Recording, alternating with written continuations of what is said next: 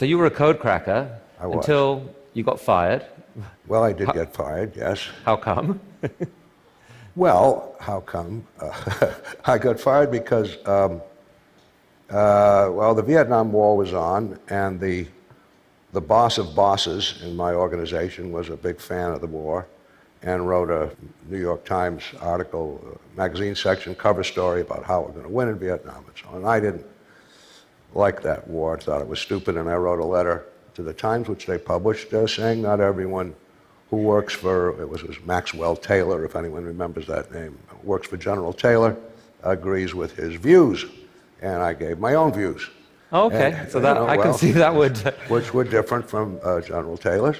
But on the other hand, nobody said anything. But then, I was 29 years old at this time, and some kid came around said he was a stringer from Newsweek magazine, and he wanted to interview me and ask what I was doing about my views. And I told him that, I said, I'm doing mostly mathematics now, and when the war is over, then I'll do mostly their stuff.